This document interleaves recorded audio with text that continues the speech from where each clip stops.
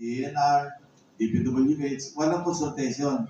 Whimsically, or even arbitrarily, basta mag-realign kami, alisin namin dito, ilipat namin dito kasi meron silang either personal interest o may commitment sila kung kanino. So ang result, hindi alam ng agency kung paano i-implement. So papasok doon sa unused appropriations.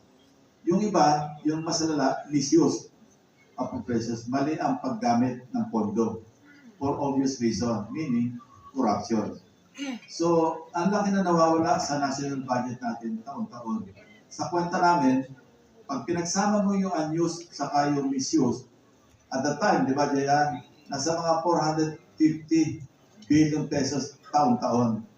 So, we're trying to figure out, saan natin mailagay to good use yung, say, 400 or 300 or 450 billion pesos a year.